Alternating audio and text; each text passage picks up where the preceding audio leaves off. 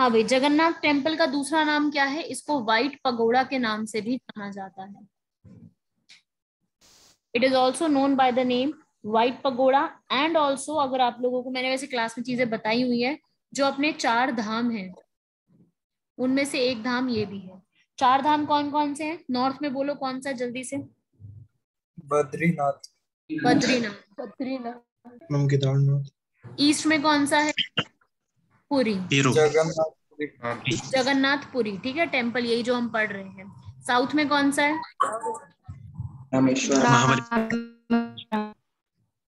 रामेश्वरम। और वेस्ट में कौन सा है? द्वारिका। द्वारिका। तो ये आपके जो है 4 धाम है, ठीक है भाई। ये आपके 4 धाम जो है ये इंपॉर्टेंट है, तो ये चीज याद रखिएगा इसके अंदर। उड़ीसा मैंने आपको कई बार बताया, ऑलमोस्ट हर बैच में मैंने ये चीज बताई है, उड़ीसा काफी ज्यादा इंपॉर्टेंट है एग्जामिनेशन पॉइंट ऑफ व्यू से।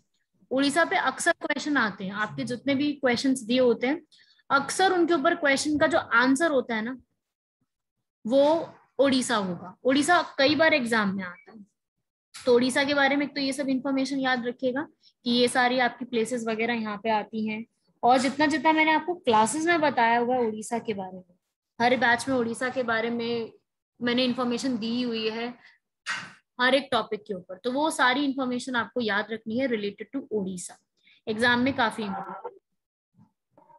मैम उड़ीसा में टेराई हाँ। डैम भी है ना, सबसे हाईएस्ट डैम। हाँ नहीं, हाईएस्ट डैम टेहरी डैम है, वो उड़ीसा में नहीं है, वो उत्तराखंड में है। उत्तराखंड में मैम। वो कौन सी है? भागीरथी रिवर पे। भागीरथी। Yes ma'am. आपका उड़ीसा में हीराकुड डैम है। Yes ma'am, Hira Mahanadi. हाँ चलिए, उसके अलावा यहाँ पर और भी टेम्पल, कोणार्क सन टेम्पल काफी फेमस है, उदयगिरी केव्स है यहाँ पर, Udayagiri caves, Khandagiri caves, Tara Tarini temple, ये कुछ फेमस जगह है, इंपॉर्टेंट प्लेसेस हैं उड़ीसा के, ठीक है भाई। आगे देखेंगे। अनंत वर्मा देवा ने जगन्नाथ टेम्पल ओरिजिनली कंस्ट्रक्ट करवाया। हाँ, कंस्ट्रक्ट करवाया। ठीक। मैम ये सब उड़ीसा में ही है। ये सब उड़ीसा में जो ये नाम लिखे हैं, उदयगिरी, खांडगिरी, तारा तारानी टेम्पल, ये सब उड़ीसा के अदर मॉन्यूमेंट्स हैं। मैम ईस्ट में क्या लिखा है मैम? नेशनल पार्क भी है ना? हाँ, बायोस्फीयर रिजर्व भी बताए हुए मैंने, इसके सारे नेशनल पार्क भी बताए हुए हैं, ऑलिव रिडले टर्टल्स भी बताई हुई हैं, मास नेस्टिंग भी बताया हुआ है, ये सब कुछ मैंने हर बैच में बताया हुआ है, तो वो सब याद रखिएगा उड़ीसा के बारे में। चलो नेक्स्ट बढ़ते हैं आगे।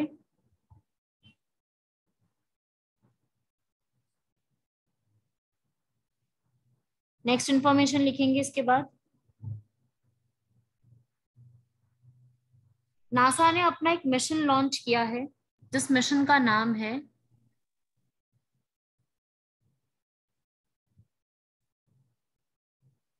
VIPER, वाइपर मिशन बोलके।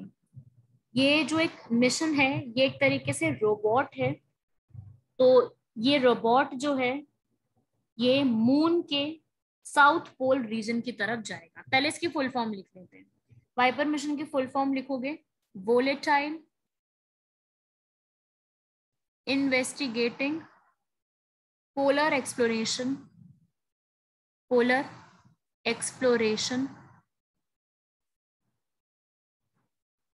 रोवर, ठीक है, ये इसकी फुल फॉर्म है।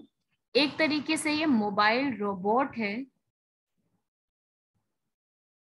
और ये जो मोबाइल रोबोट है इसका ऑब्जेक्टिव क्या है? इसका ऑब्जेक्टिव है मून के साउथ पोल की तरफ उसको स्टडी करना। मून के साउथ पोल को स्टडी करने के लिए इस मिशन को यहाँ पर स्टार्ट किया गया है। तो ये पूछा जा सकता है कौन सा मिशन है, किसके लिए है और किसने स्टार्ट किया है। तो ये सब इंफॉर्मेशन याद रखना, किसने स्टार्ट किया है, ये लिख लीजिएगा।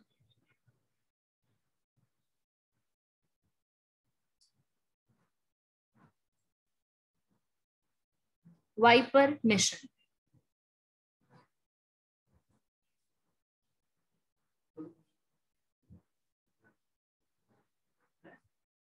राइट, लिख लेना इसको, आ सकता है इस पे क्वेश्चन भी। नेक्स्ट बढ़ते हैं आगे। इंडिया का जो आपको पता है यूपीआई सिस्टम है, इंडिया का यूपीआई, यूपीआई की फुल फॉर्म बताएंगे सब लोग पहले तो। Ma'am unique payment interface. United payment interface. Sorry सब लोग यूज करते हैं, everybody knows about this. United or unified, है ना। क्वेश्चन क्या आ सकता है कि which is the first country who has adopted India's UPI system. India के बाहर भी कौन सी कंट्री ने इंडिया का यूपीआई सिस्टम अडॉप्ट किया है, ऐसी पहली कंट्री, और वो कंट्री जिनसे हमारे रिलेशंस बहुत ही अच्छे हैं। नेपाल, रिलेशन खराब होते रहे हैं। Bhutan is the right answer. Bhutan. Bhutan is the right answer. Bhutan ऐसी कंट्री है जिसके साथ हमारे रिलेशंस अच्छे हैं और अच्छे हो रहे हैं, और उसका एक ये भी है कि भूटान ने अभी रिसेंटली हमारा जो है यूपीआई सिस्टम अडॉप्ट कर लिया है, जो भीम यूपीआई है। मुझे बताओ भीम की फुल फॉर्म क्या है भाई? बी से भारत हो गया, भारत इंटरफेस फॉर मनी।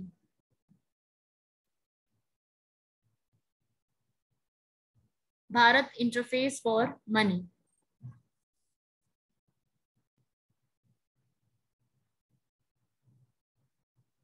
तो ये वाला सिस्टम याद रखिएगा भाई, भीम यूपीआई का जो सिस्टम है, it has been adopted by Bhutan.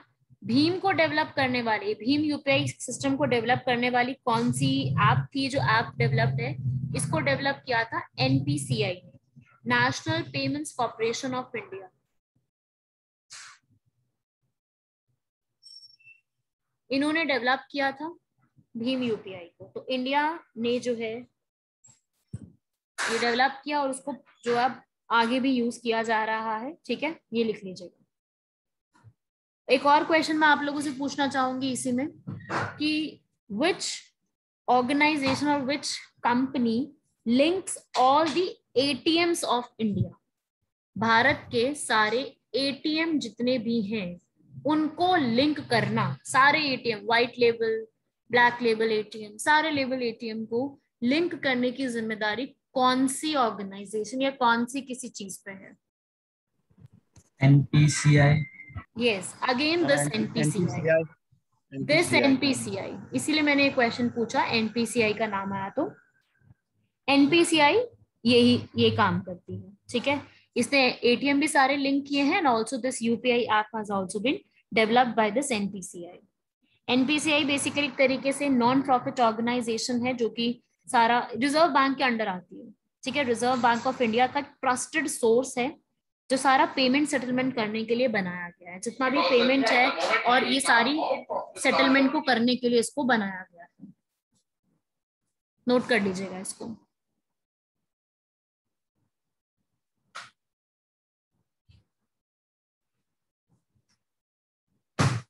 आगे बढ़ते हैं भाई, नेक्स्ट।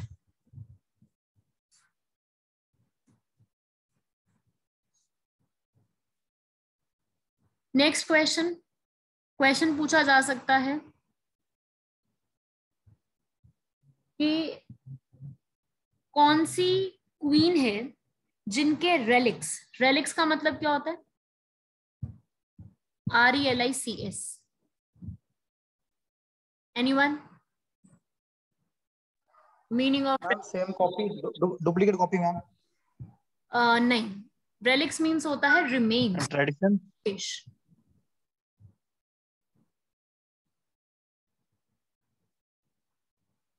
रेलिक्स मीन्स रिमेन्स, जो बच जाती हैं, जो जब डेथ के बाद हड्डियां बच गई या जो भी उनका सामान होता है वो बच जाता है, दैट इज द रेलिक्स।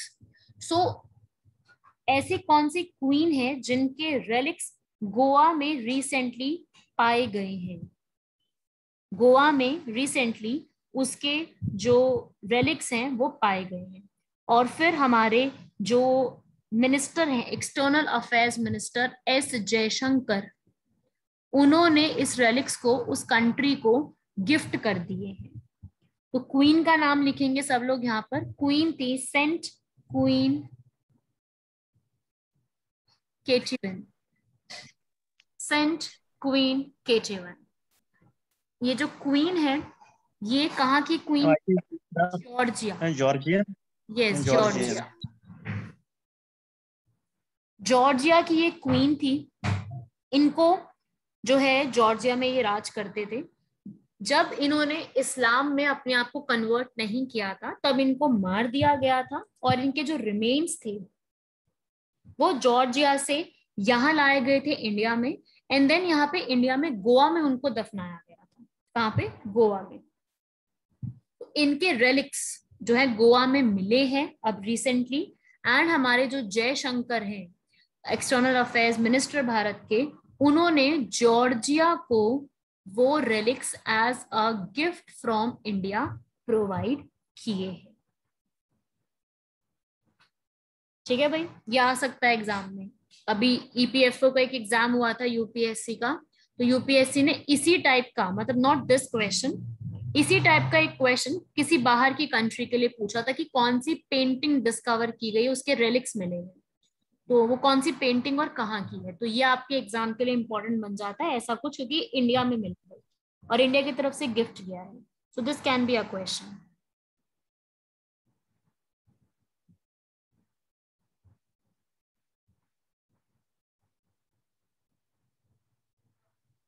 आगे बढ़ते हैं अगले इंफॉर्मेशन की तरफ।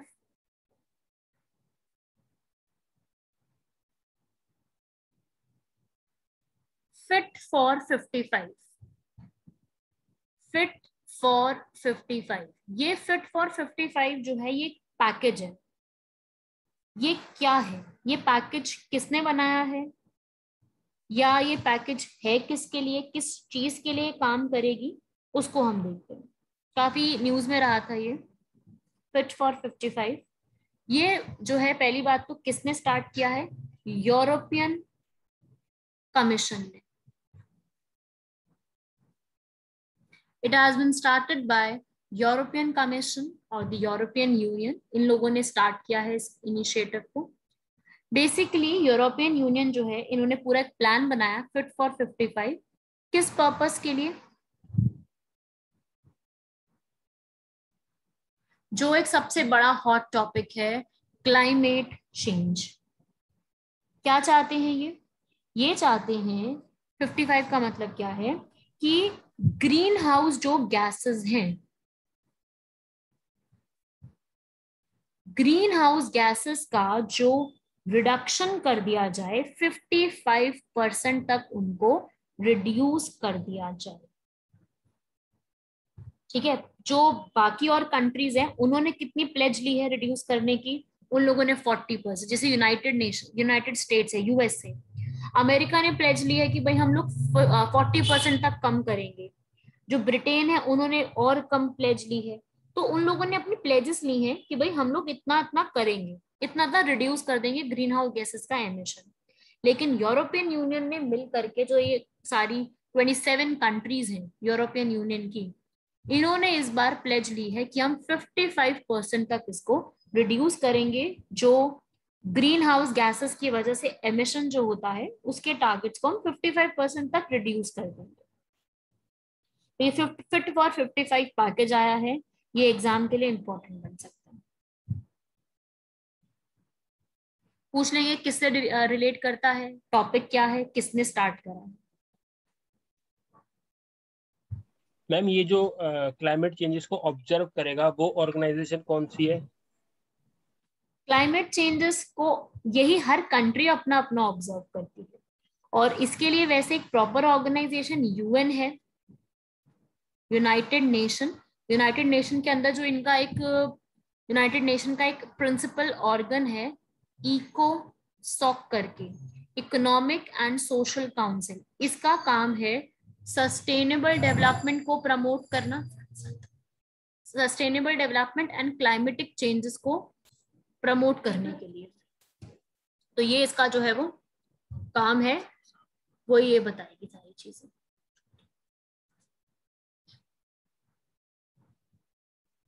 लिख लीजिएगा, इंपॉर्टेंट है।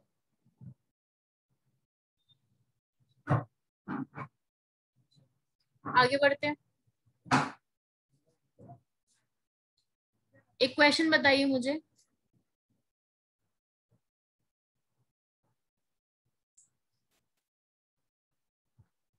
आयुष सबको पता है ना? Ayush, yes ma'am. यस ठीक है, मेडिसिन वाला जो है, ये आयुष मिशन जो है, इनमें से क्या चीज नहीं आती है? ठीक है, ऑप्शन है आपके सामने। मैंने टीवी पे ऐड भी तो आती थी आयुष की। हाँ बिल्कुल वही चीज है ये।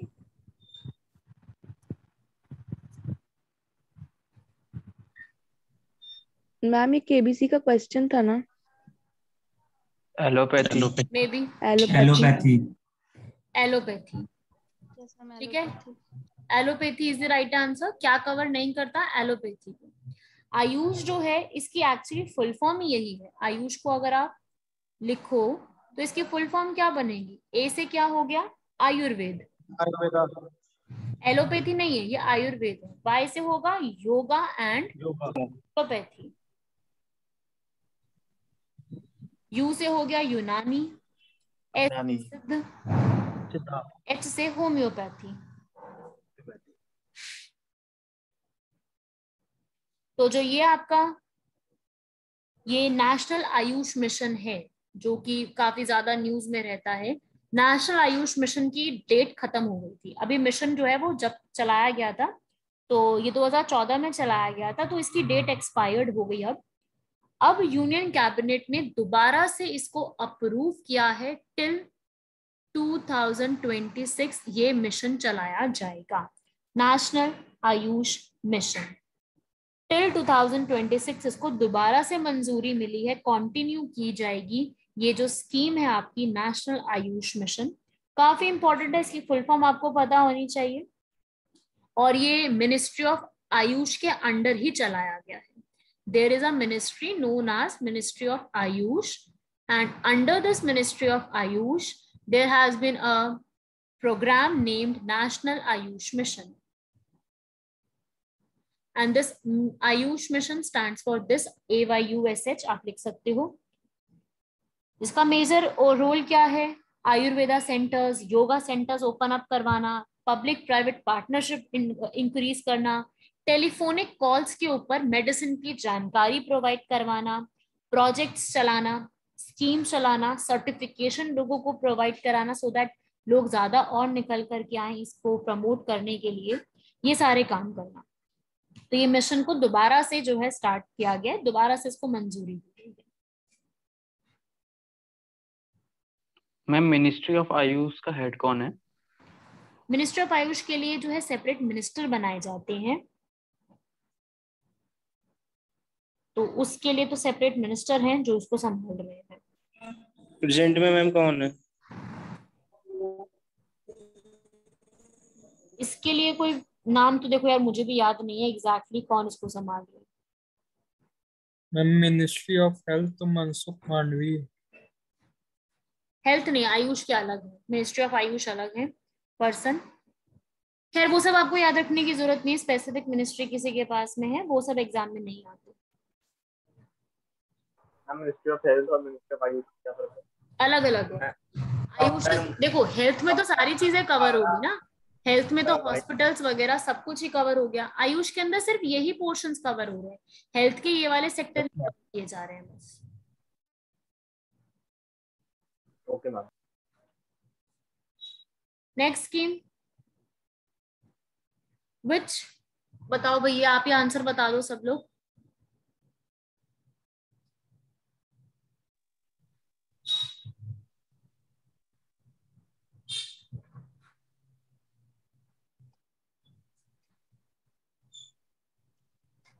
मैम क्लास कब तक है? 2 आवर्स की है, डिपेंड करता है करंट अफेयर कब तक चलते हैं, 7:30 तक we try to cover. Question है which place in India has started the cruise boat system. कहाँ पे क्रूज बोट सिस्टम स्टार्ट किया गया है under Prasad scheme. Prasad scheme के अंडर कौन सी प्लेस है इंडिया में जहां पे क्रूज बोट सिस्टम जो है, वो क्रूजेस टाइप जो बोट होती है उनका सिस्टम स्टार्ट किया गया। तो recently UP Allahabad to Haldia. UP में वाराणसी। वाराणसी वाराणसी यूपी में इस सिस्टम को स्टार्ट किया गया है। लिख लीजिएगा, क्रूज बोट का सिस्टम जो है वो स्टार्ट किया गया है प्रसाद स्कीम के under. Now question comes up, what is the meaning of Prasad. अच्छा 7 बज रहे हैं ना, तो तुम लोगों को टेंशन हो रही है, 7 बजे आई थिंक आईपीएल आज स्टार्ट हो जाएगा। 7:30 मैम। हाँ तुम्हें सब पता है, 7:30 तभी पूछ रहे हो, और तभी पूछ रहे थे कि मैम कितने बजे तक क्लास है।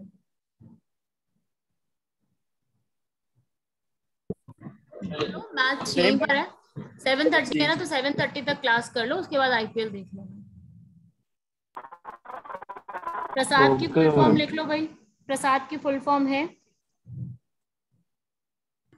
Pilgrimage,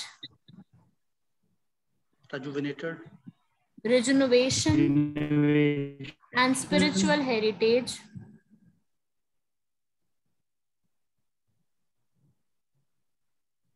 augmentation drive. Yes ma'am, yes. ये आपका इनिशिएटिव है, इनिशिएटिव का नाम याद रखना है सब लोगों ने, इंपॉर्टेंट है। Pilgrimage, rejuvenation and spiritual heritage augmentation drive, ये प्रसाद स्कीम के अंडर स्टार्ट किया गया। किसने स्टार्ट किया? मिनिस्ट्री ऑफ टूरिज्म ने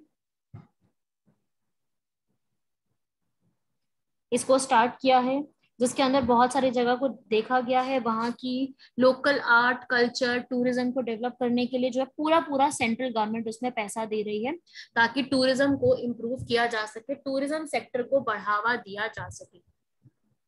टूरिज्म सेक्टर को बढ़ावा दिया जाने के लिए सारी चीजें की जा रही हैं। ठीक है भाई, तो इसको लिख लेना है यहाँ पर। इसके हाँ मैम ये D4 क्या है लास्ट में? D stands for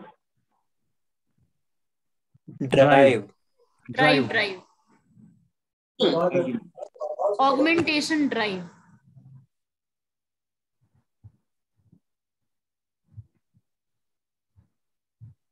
आगे बढ़ते हैं भाई, अगला नेक्स्ट लिखेंगे।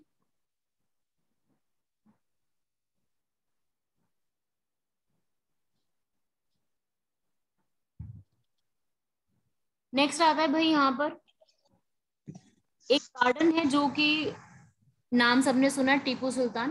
टीपू सुल्तान के नाम पर जो है गार्डन वगैरह ओपन किया जा रहा था, तो उसके ऊपर काफी सारी कंट्रोवर्सी आ गई थी। बीएमसी ने काफी इसके ऊपर जो है वो कंट्रोवर्सी की थी, क्योंकि मुंबई के अंदर एक गार्डन है जो कि उनके नाम पर, टीपू सुल्तान के नाम पर रखा जा रहा था। तो टीपू सुल्तान के ऊपर जो है वो क्वेश्चन पुट अप किया जा सकता है। ये पहली बात तो ये बताओ कहाँ के राजा थे, कौन सी प्लेस के ये राजा थे टीपू सुल्तान?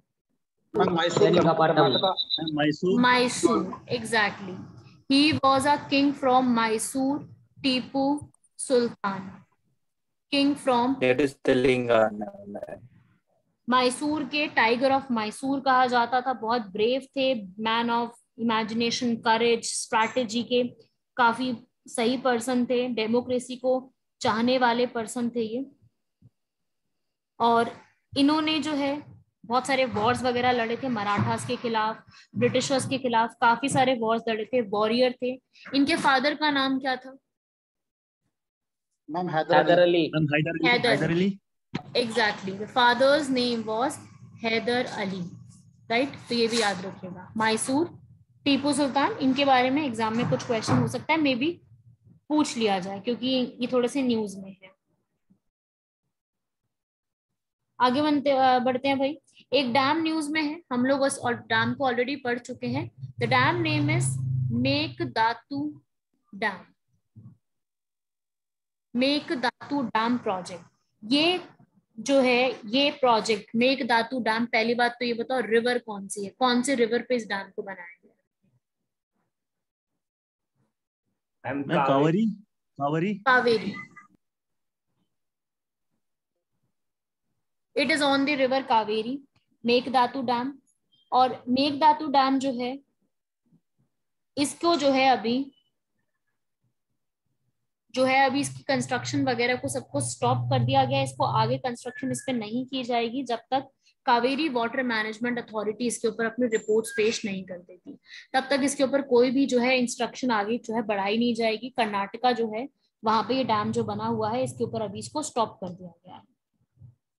ठीक है, तो कावेरी रिवर का सोर्स क्या है? चलती है कावेरी रिवर।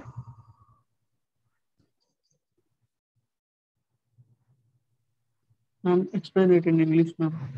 हाँ मैं बताती हूँ, wait. First, what is the source of Kaveri river? Anyone from you?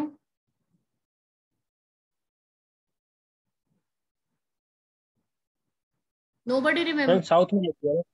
South में तो है, बिल्कुल सही। महाराष्ट्र से निकलती है। महाराष्ट्र से बिल्कुल नहीं निकलती। महाराष्ट्र से कावेरी नहीं निकलती। Brahmagiri hills. Right, Brahmagiri hills. Brahmagiri hills, yes ma'am, Coorg district. Brahmagiri hills Coorg district, ये कर्नाटका से निकलती है। जो आप में से कह रहे थे कि महाराष्ट्र से निकलती है, महाराष्ट्र से ये नहीं है, महाराष्ट्र से गोदावरी है और कृष्णा है, वो दोनों निकलती है। तो ये ब्रह्मगिरी हिल से निकलती है। इसकी ट्रिब्यूटरीज के नाम मैंने आप लोगों को कहा था कि याद रखना, हेमवती, काबिनी, अमरावती, भवानी, ये कुछ जिसकी नेम है ऑफ द ट्रिब्यूटरीज। इनके नाम भी आप लोगों को याद रखना है, एग्जाम के लिए याद रखना इनके नाम भी।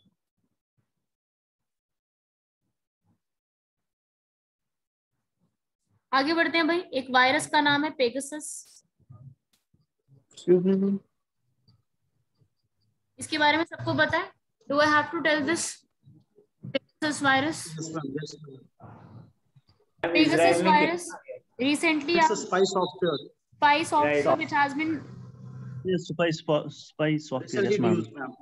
right, spy software। ये जो spyware है, याद रखिएगा। पब्लिक फिगर्स जितने भी हैं उनके ऊपर अटैक कर सकता है। और किसने बनाया, कौन सी कंट्री ने बनाया? There can be a question, which country? Israel. Right, Israel ने बनाया है। इसको इतना याद रखिएगा। एक तरीके से ये स्पाईवेयर है जो कि कैसे अटैक करेगा। Which method is Pegasus software using? Zero click attack. Zero click attacks को यूज करके ये जो है अपना काम जो है वो करेगा। Zero click attack is just like a without human interaction, without human error. ये जो है आप क्लिक भी नहीं करोगे, ये आपके जो है वहां पर आपके डिवाइस के अंदर एंटर कर चुका है, डेटा रिसीव कर लेगा, सारी चीजें।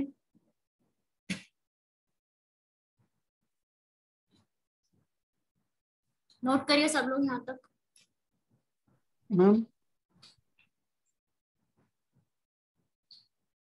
यहाँ तक क्लियर है सबको? Yes ma'am. Okay, moving on next. Anji, in English, this is a Pegasus software, which is a spyware which can come into your device. Not that one, Meghadatu Dam. Chaitanya, Meghadatu Dam, ma'am. Meghdatu Dam. Meghdatu Dam is on the river Kaveri River, and the central government has assured the Karnataka government that they will not extend their construction on this Kaveri River regarding the Meghdatu Dam. So this Meghdatu Dam was in river until and unless it has been approved by the Kaveri River Management Authority. The constructions will not be extended. Thank you. Okay, moving on next. Indian Labour Conference. Recently, one conference has been held, जिसका नाम है Indian Labour Conference. Indian Labour Conference जो है, उन्होंने यहाँ पर इसको बनाने के लिए Indian Labour Conference बनाने के लिए बोला है, इसकी जो है कॉन्फ्रेंस वगैरह करने के लिए बोला है, सो दैट दी जितने भी लेबर इश्यूज है उनको यहाँ जो है वो की जा सके, उनके ऊपर डिस्कशन किया जा सके। ये एक तरीके से क्या है, लेबर पार्लियामेंट। ये लेबर पार्लियामेंट है और इसकी फर्स्ट मीटिंग जो हुई थी, ये फर्स्ट मीटिंग इसकी 1942 में हुई थी, ठीक है, इंडियन लेबर कॉन्फ्रेंस की, जिसका मेन काम क्या था, वर्कर्स के इशू को डिस्कस करना, उनका मिनिमम वेज फिक्स कर देना, वो सारे काम करना, ठीक है। तो उस पर्पस के लिए इसको बनाया गया था। एंड नाउ रिसेंटली जो भारत की भारतीय मजदूर संघ है, लेबर यूनियन, उन्होंने प्राइम मिनिस्टर को लेटर लिखा है to organise Indian labour conference, ठीक है, इंडियन लेबर कॉन्फ्रेंस, जिसमें कौन कौन से लोग होंगे, जिसमें workers, government, trade union organisations, employers, ये सारे लोग इसमें शामिल होंगे। तो ये सब लोग मिलकर के शामिल होंगे और ऑर्गेनाइज कौन कराएगा, ministry of labour, ministry of labour इस पूरे को ऑर्गेनाइज कराएगा। तो ये आपको पता होना चाहिए, ऐसी एक ऑर्गेनाइजेशन भी एग्जिस्ट करती है which work only for the purpose of laborers in India, because laborers का आपको पता है कि इस टाइम पे काफी ज्यादा न्यूज में भी रहा है, कोविड के चलते काफी सारी चीजें कुछ ना कुछ बीच में आता रहा है, तो कोविड के चलते काफी प्रॉब्लम भी हुई है उन चीजों में, तो उस चीज के चलते यहाँ पर ये याद रखिएगा। Ma'am, who had put forward the demand for the conference to be started? Indian Labour Conference, firstly it has been done in 1942 because जैसे इंडियन लेबर ऑर्गेनाइजेशन है, मैंने कई बैचेस में बता दिया इंडियन ऑर्गेनाइजेशन के बारे में, 1919 में एस्टैब्लिश की गई थी। तो जैसे इंडियन लेबर ऑर्गेनाइजेशन पूरे वर्ल्ड के लिए काम करती है, यूएन के अंडर पूरे वर्ल्ड के लिए काम करती है, ऐसे ही इंडिया में भी ऑर्गेनाइज कराई गई थी इंडियन लेबर कॉन्फ्रेंस 1942 में। उसके बाद से बहुत कम बार इनका मिलना हुआ है, मीटिंग वगैरह इनकी बहुत ज्यादा होती नहीं है, ये लोग इकट्ठा होते नहीं है, मिलते नहीं है। तो अब इसके लिए बोला गया है कि अभी के जो प्राइम मिनिस्टर हैं वो इसको ऑर्गेनाइज करवाएं, ताकि मिनिमम वेजेस को सेटअप करना और बहुत सारे जो भी इश्यूज आ रहे हैं लेबर के, क्योंकि अभी कोविड के चलते इश्यूज हाईलाइट हो रहे हैं, तो उन इश्यूज को सॉल्व करने के लिए मीटिंग ऑर्गेनाइज की जाए। आपने वो पॉइंट पे लिखा है वर्कर्स, गवर्नमेंट एंड एम्प्लॉइज, ये तीन लोगों को यहाँ पे बुलाया जाएगा। वर्कर्स यूनियन के हेड हो गए, गवर्नमेंट आएगी, गवर्नमेंट की तरफ से जो मिनिस्टर ऑफ लेबर हैं वो रिप्रेजेंट करेंगे, और एम्प्लॉयज की तरफ से जिनको भी हेड बनाया जाएगा वो रिप्रेजेंट करेंगे। सारे लोग आपस में रिप्रेजेंट करके इस बात को फाइनलाइज करेंगे कि किस तरीके से काम होना चाहिए, या जो भी डिमांड्स है एक दूसरे की मान के एक फाइनल एक पॉइंट पे आएंगे कि क्या करना है। ठीक है भाई, आगे बढ़ते हैं अगले पॉइंट की तरफ। एक स्कीम है जिसका नाम है smile scheme.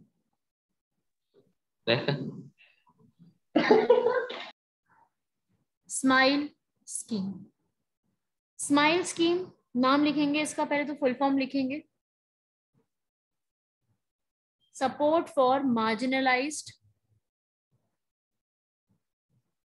Individuals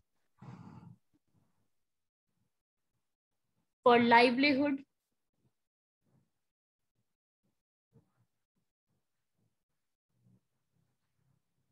and enterprise scheme. ये स्कीम है जिसमें सारे लोग इकट्ठा आएंगे, मार्जिनलाइज्ड जो लोग होंगे सबके लिए, बेसिकली जो ट्रांसजेंडर पर्सन है, जितने भी भारत में ट्रांसजेंडर हैं उन सब के लिए एक स्कीम कर दी गई है। मतलब उन सब लोगों के लिए, ट्रांसजेंडर जो हैं उनके लिए बहुत सारी अलग अलग टाइप की स्कीम्स वगैरह चल रही थी। तो what they did, they combined all the schemes together and put down one single scheme. एक ही सिंगल स्कीम कर दी गई है जिसका नाम है आपके सामने स्माइल स्कीम। इकट्ठा कर दिया गया जिसके अंदर इनका एजुकेशन, इनकी documentation, counselling, medical facilities, skill development, सब कुछ एक साथ होगा। Everything will be in the one platform, merge करके सिंगल स्कीम आ गई, the name is SMILE scheme, right. तो स्कीम एक ही हो गई जिसमें सारी चीजें होंगी, जिसमें सारे सिटीज जितनी भी हैं वहां पर ये स्कीम लॉन्च की गई है। दिल्ली, बैंगलोर, चेन्नई, हरियाणा, सॉरी हैदराबाद, लखनऊ, मुंबई, सब जगह पे इसको जो है वो स्टार्ट किया गया। अलग अलग गवर्नमेंट, सारी state government, central government, NGOs, panchayat, local bodies जितनी भी है, यूनियन टेरिटरीज है, सबको मिलकर के स्कीम को फाइनलाइज किया गया है। इसको करने वाली मिनिस्ट्री का नाम क्या है? Ministry of social justice and empowerment. हाँ, सोशल जस्टिस की जो मिनिस्ट्री है उन्होंने इस काम को किया है। इम्पोर्टेंट है।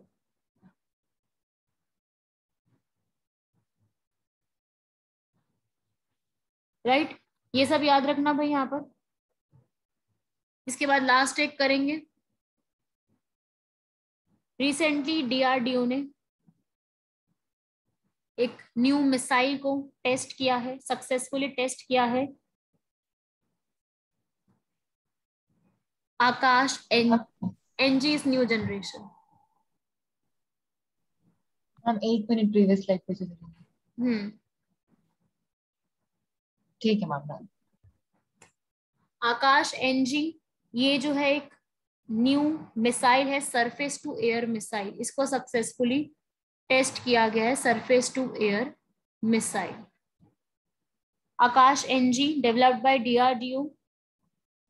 ठीक है, लो रेडार एरिया में भी ये जो है वो टारगेट कर सकती है। 60 किलोमीटर्स तक जो है ये टारगेट कर सकती है, जिसका वेट भी अच्छा खासा है। मतलब अब इसका रॉकेट का वेट कम कर दिया गया है।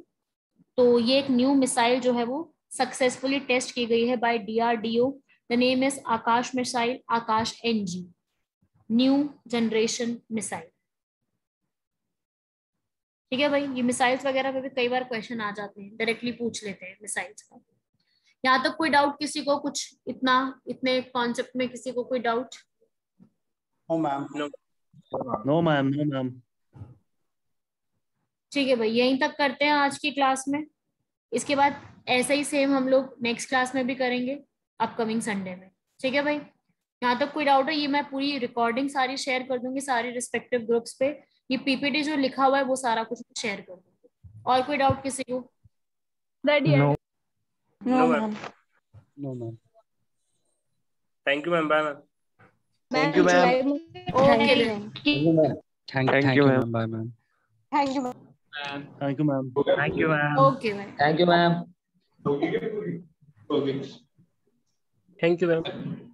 खत्म, टाटा, बाय बाय।